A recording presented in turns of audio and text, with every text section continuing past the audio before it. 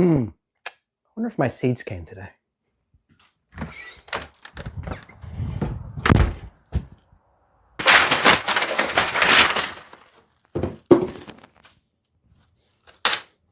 What the heck is going on?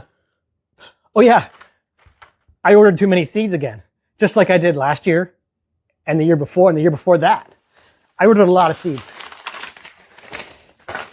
I get so excited this time of year because my seeds come in and I get to grow because I love growing and I think you do too. My name's Mark and we gotta grow. So, all my seeds have been categorized, properly labeled, and filed away in this box. Now, the filing method you use is really not important. It needs to be what works for you. And for me, I'm trying to reduce my plastics. Now, in my videos, you'll probably see lots of plastic things. I'm not trying to eliminate plastics. I said reduce. And I'm trying to reduce my footprint as much as I can where it brings me joy on the plastics in the environment. Microplastics and nanoplastics. Not going to get into that. But this is a cardboard box that the seeds came in. I'm reusing that. I'm also using wooden popsicle sticks. These ones have some watercolor dye in them, perfectly safe. These are actually made for kids' crafts. I like the color codes because I've got my peppers, I've got my tomatoes, my cucurbits, I've got my leafy greens and herbs, I've got my root vegetables, and I've got a category for everything else, which I call other. So here's my seeds neatly organized. These are organized according to not just the plant type, but the actual days to harvest. They're in order of longest days to harvest to shortest days of harvest. So if I pull out this front pepper, this is a 95 days to harvest pepper. If I go and pull out the pepper at the back, you'll see this one is a 60 days to harvest. Because when I plant, I've got a fairly short growing season. Nothing compared to you folks in zone 3 and 2. I'm in zone 5B. And one of my biggest struggles is my growing season. So I like to organize these so that when I pull a packet out, I'm pulling from the front and I'm pulling out a packet that's going to be the longest days to harvest. Those are the ones I want to get either in my seed trays or in the ground first. More about that later. Next thing we're going to do is look at the seeds that I bought and why I bought them. So why did I decide to buy lemon drop pepper?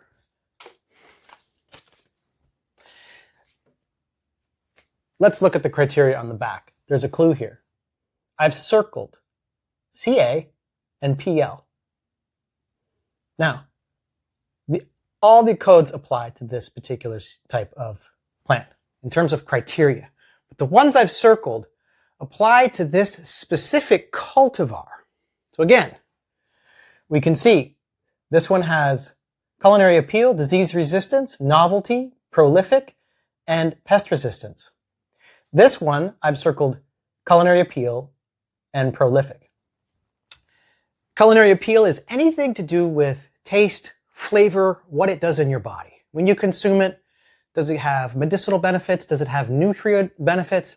Does it taste good? Do you like cooking with it? Does it store a long time? So these are all Culinary Appeal. And the lemon drop pepper I've selected mostly because I've grown this before and I absolutely love the flavor of it. It has a really citrusy, somewhat mild heat to it. Beautiful. And I also like cutting them. They're really easy to cut and they're really easy to seed. They're also thin and thin-walled, and that's the kind of pepper, the kind of hot pepper I like to cook with. So Culinary Appeal is number one for me. I'm growing it specifically because I really like the taste of it. I also circled Prolific. Prolific basically means how prolific is it? Does it produce a lot? Or does it produce piddly little things that, oh well, I grew it, but I didn't really get anything out of it and I can't really enjoy it because there's no fruit. Prolific means bountiful fruit, and that's what this one does. It produces lots of bountiful fruit. But it also is disease resistant by nature of its variety. Okay, now the difference between cultivar, the reasons I've circled, And variety is variety. Let's go back to species and let's use brassica. And brassicas all came from wild cabbage. Okay, that's the species. The variety would be broccoli or cabbage. Broccoli being a variety, cabbage being a variety, wild cabbage being the species. Now, varieties within a species can interbreed, but it takes a long time for that to happen. And that doesn't happen because over the course of a couple generations, somebody in a lab somewhere crossbred them. These are that have come down over many, many, many centuries, possibly even millennia. That's where we get our varieties from. And these are created by nature. So the way you remember this is variety without society. So no human being came into the picture and did something, messed with it to create broccoli or cabbage. Now, you've seen the Romanesco. Perhaps you've seen it, perhaps you haven't. I won't assume. Perhaps you've seen the Romanesco cabbage or cauliflower, which is a very fractal looking, sometimes they're green, cabbage or cauliflower. Cauliflower. The way you remember cauliflower is you think of a collie. No. So we have our Romanesco. That's a cultivar. That happened because somebody bred broccoli and cabbage, and they got that. So this is human intervention. Now, a cultivar could also be an heirloom. And you think heirloom, well, that's natural. Well, a human had to intervene to isolate that particular variety to say, okay, we like this the way it is. We want to keep it that way. We're going to grow it in isolation, and we're going to make sure it doesn't cross-pollinate with other members of its species so that we can keep that particular variety or cultivar, actually, the way that it is. And so that's where your heirloom, so they could be hybrid or heirloom. But then you've got your big evil GMO. I'm not going to speak about that. It is what it is. Do I eat a lot of GMO food? I try not to. Anyways, point being, believe what you want about GMO, but that is actually genetic modification. That is completely different from your crossbreeding and your heirlooms by way of isolation. So that's why I've circled these.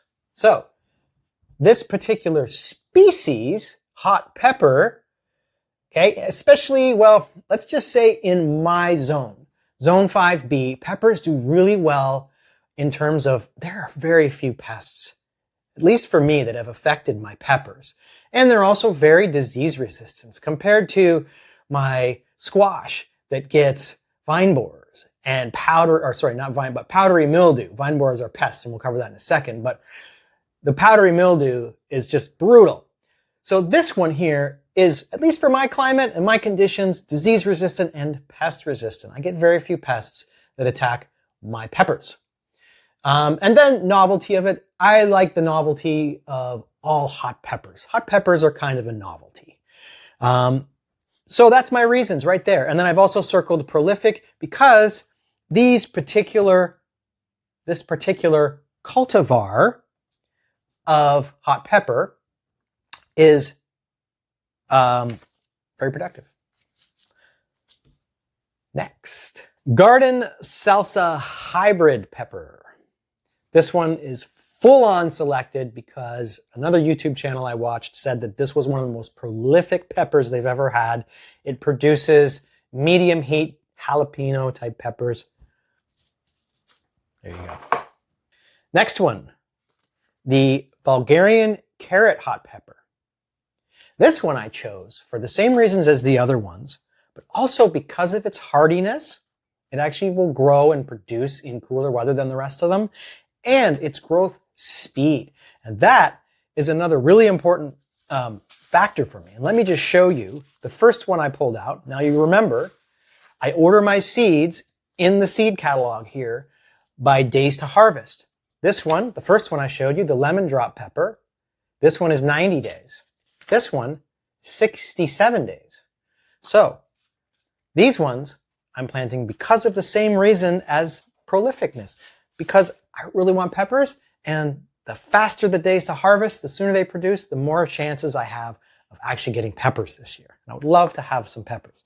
So the rest of these peppers, I'm not going to go through them all in detail. I've got Bounty Hybrid. I've got King of the North. Super excited about that. This one, people are reporting growing it in zone 3 and actually having success with it, growing it outside, which is crazy. 60 days to harvest for that one, and same 60 days to harvest for this one. So those are my peppers. I bet you want to come over to my house now in the fall. I don't have a house right now, and I might by the fall, but we'll see. Okay. Tomatoes are next. I put tomatillo in the tomato category because the word tomato is actually in the name, tomatillo. This one is selected because of novelty and prolificness. And this one being purple, that's the novelty aspect of it. I love tomatillos. San Marzano tomato. This one I've selected because of the Culinary Appeal and the prolificness of this one. This is going to be my sauce tomato. San Marzano, classic sauce tomato. Bella Rosa hybrid.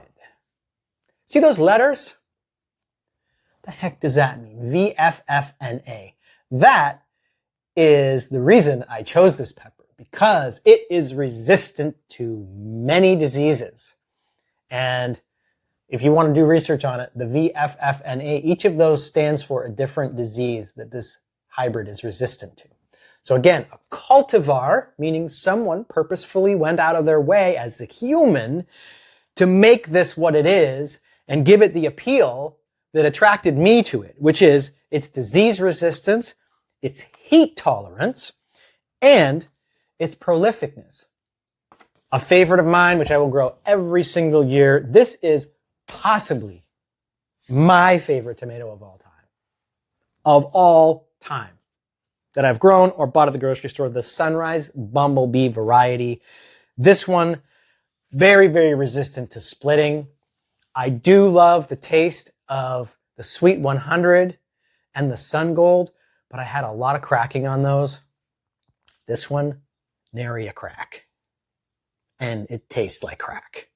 It's the most refreshing, delicious. So not that sweet, but they are just refreshing. And the size of them, a little bigger than a Sweet 100.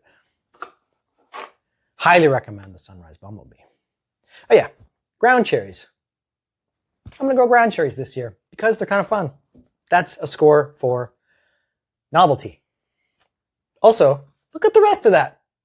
The natural variety, the variety ground cherry, it's actually rather impressive in terms of the criteria that it meets. Another tomato, of course, the Super Sweet 100. I will always grow these. Good disease resistance, sugary sweet. Also, growth speed. Hello, 65 days to harvest. Beautiful. Same with this one. This one's actually 62. The Sun Sugar Hybrid has better disease resistance and the same delicious flavor of the Sun Gold. This one, I chose this one based on growth speed, hardiness. Well, hardiness means that maybe it can grow earlier in the season. It's more cold resistant. Maybe it can grow later in the season because of that same reason. Maybe it's more adapted to my soil. There's all kinds of different reasons that you could have a more hardy plant. But the Silets tomato is supposedly very, very hardy. And growth speed, you can't beat. 52 days. Beautiful. I've also heard they're very prolific. All right. That's the tomatoes. You want to see my pumpkins? Oh, I'll bet you do. Well, actually, broader category, my cucurbits. Next up, the Naked Bear pumpkin. This one I selected because of its amazing disease resistance, among other things. This particular cultivar has disease resistance, it has culinary appeal, and it's also prolific. And this one here is, like I say, number one criteria for me was disease resistance, and I have a problem with powdery mildew. I have a problem in my garden. I also have a problem I have a personal problem with mildew. I've got a problem. If you were mildew, I would say, I got a problem with you, mildew. I got a big problem. Because you cut my productivity like nothing else in the garden. You shortened my season by weeks. And I've had enough, and I'm going to fight back this year. Will I win? I don't know. You'll have to stay tuned and find out. But I like the fact that these are small. I don't like growing big pumpkins for consumption. I like to make soups, and I like to just cut them up and put them in a stir fry. I like to bake them, and I don't want a big giant pumpkin that half of it will go to waste. So nice little tight pumpkins, good storage life. This one is actually one of the only ones I purchased this year that is not mildew resistant. I'm growing the red curry because it is beautiful. I grew this one last year. Absolutely phenomenal in the garden. It just pops.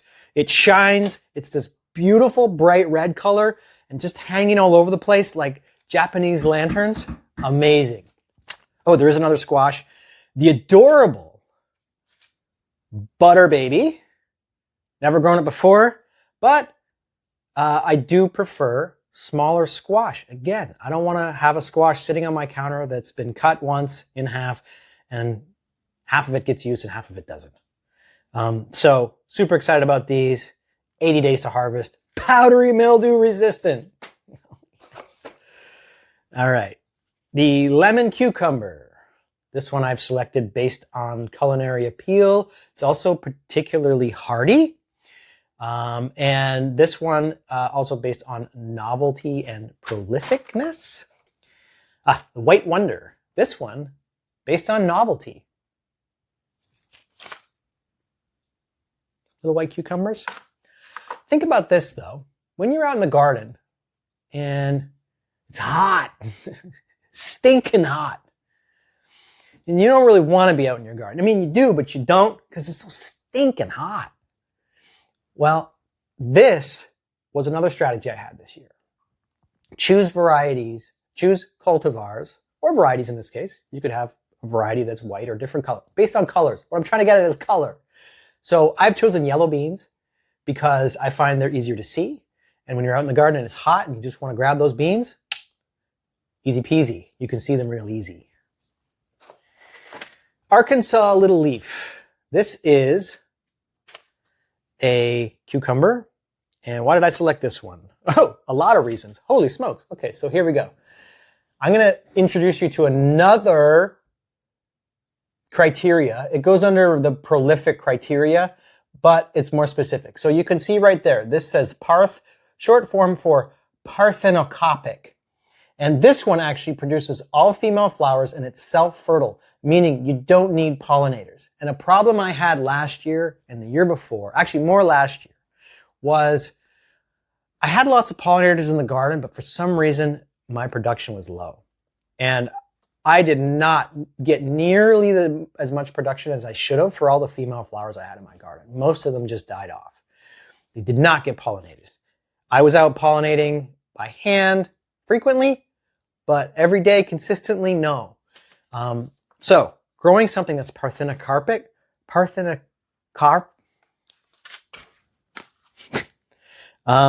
me a second.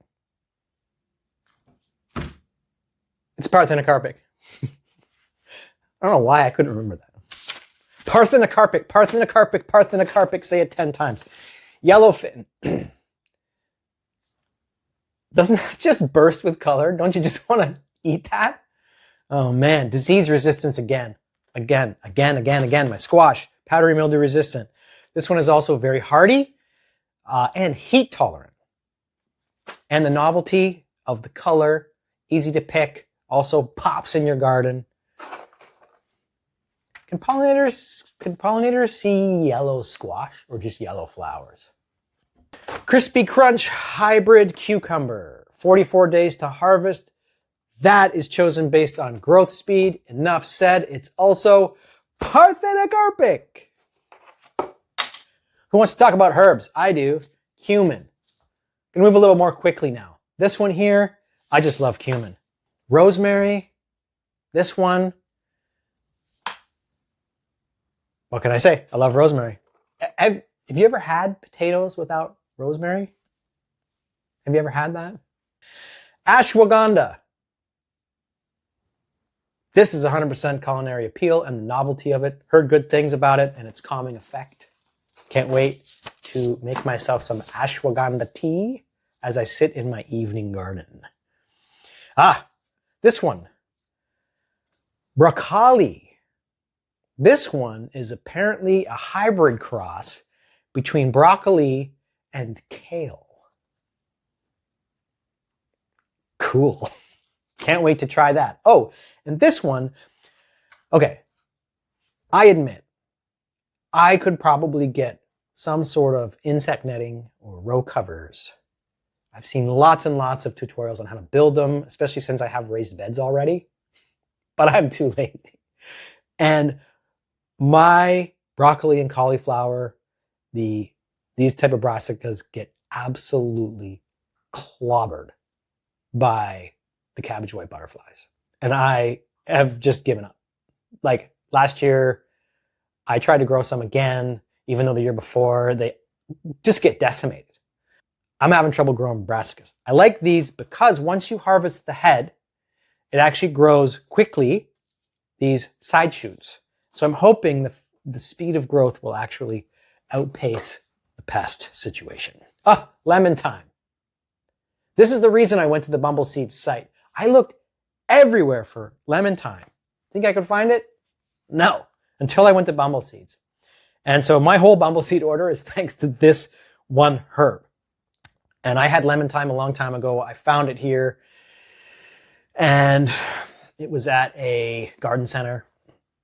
Absolutely love it. So this one, you can see 100% Culinary Appeal.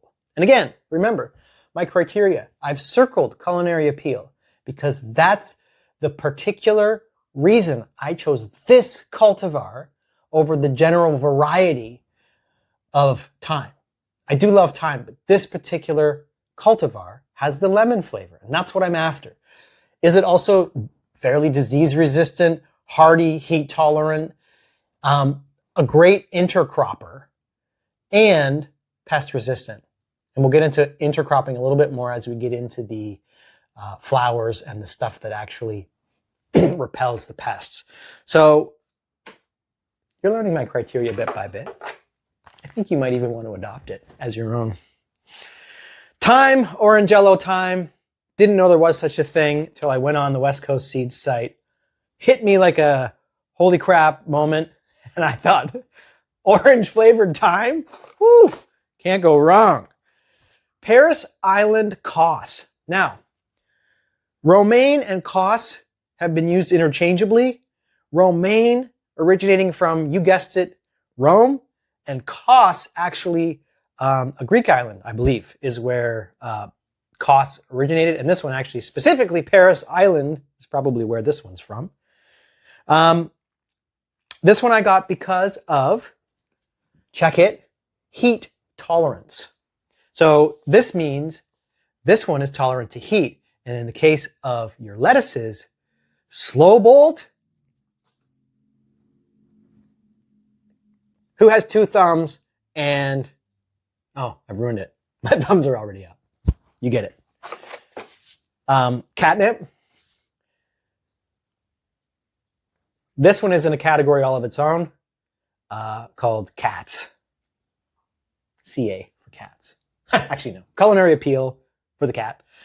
Hardiness. Catnip is extremely hardy and will probably be a perennial in my garden. We'll see this year. And we also have Pest Resistant. And it's, I got it for the cat. Genovese Basil. This one, Culinary Appeal and heat tolerant. Another lettuce that is heat tolerant.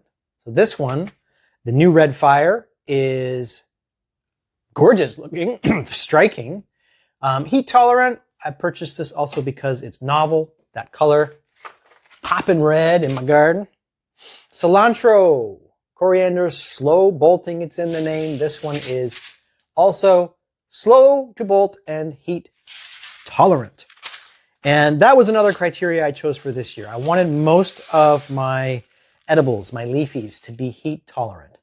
Once it goes to seed, it tastes bitter in most cases. And I'm going to succession plant most of my herbs, but why not get an extra week or two before it bolts to enjoy the flavor? I also am going to let these herbs, many of them, because I'm succession planting, I can let some of them, maybe many of them, go to seed and act as pollinator attractors. So Calypso, cilantro, again, a pollinator attractor for me. I've circled that on here. This particular cultivar is actually a really good pollinator attractor. It's also heat tolerant, slow to bolt, and has culinary appeal. I love some cilantro. So much I sing about it sometimes. Ducat dill. Ducat dill. This is not for the cat.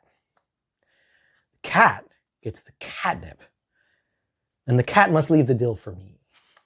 Because I love me some dill. This one, heat tolerant, prolific, and culinary appeal are my top reasons for picking this particular type of dill. And most likely its prolificness was the winning criteria. Lettuce leaf, basil. Can't go wrong with basil in your garden, especially when you intercrop it. Intercropping is on there. With your tomatoes, because they go together anyway in the kitchen. Why not grow them together in the garden? Then they're like inseparable. They're like BFFs. This one particularly I got because of the size of the leaves. It's going to look really cool with these big sloppy leaves in my garden. Amaranth. This is a new one for me this year. I saw this watching Epic Gardening YouTubes. He had this. He also had the Love Lies Bleeding variety. Can't wait for these. Look at them. Just look at them. Like, enough said.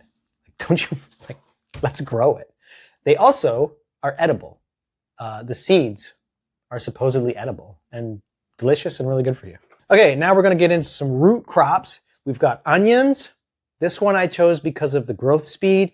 Again, short growing season. Onions take a long time to grow. I've chosen this one because it's 93 days to harvest and it grows a lot faster than a lot of the other types of day onions.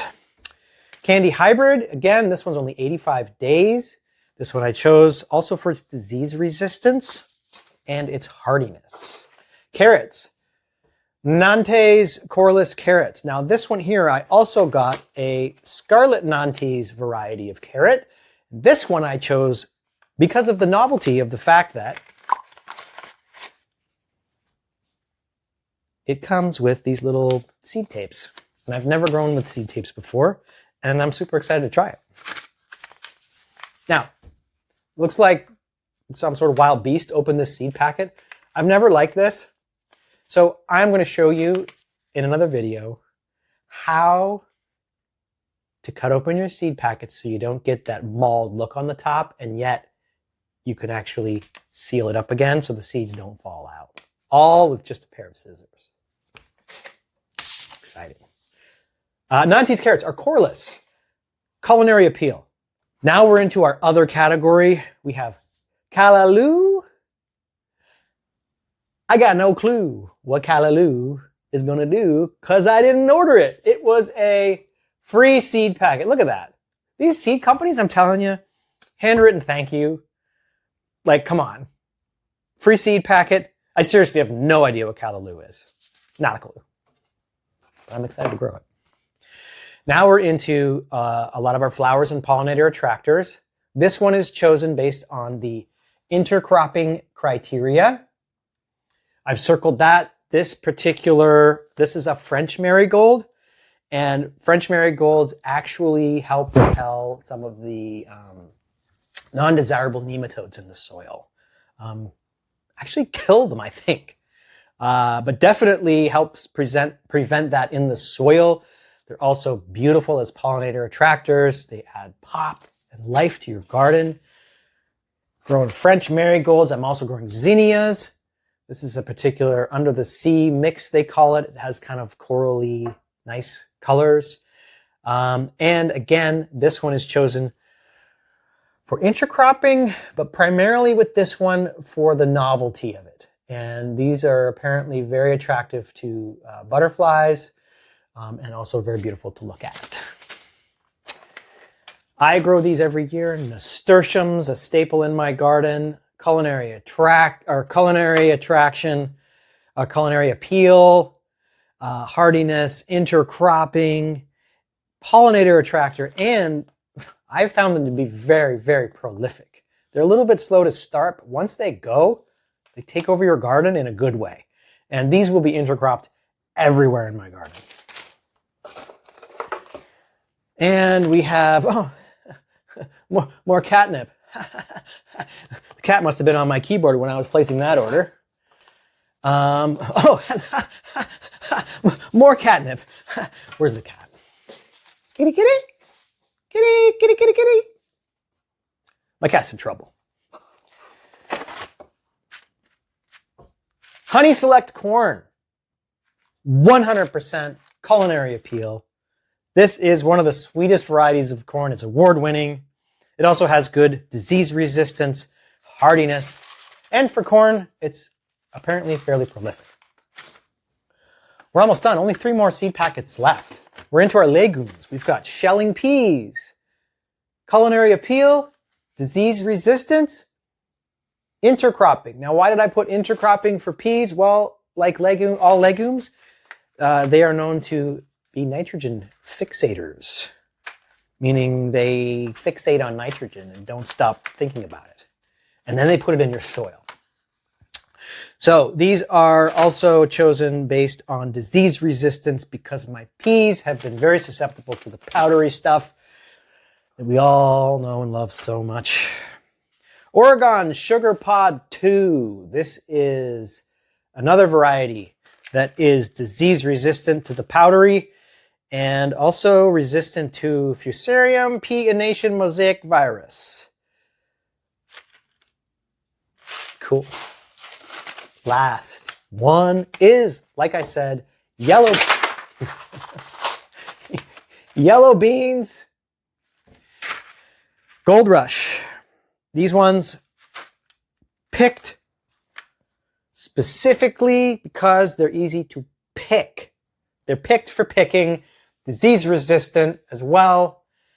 Growth speed is high. These are pretty quick. What is the 58 days? Pretty cool. Not bad at all. And the novelty of the fact that they are yellow and are going to look beautiful in my garden and be easy to find. Those are my criteria.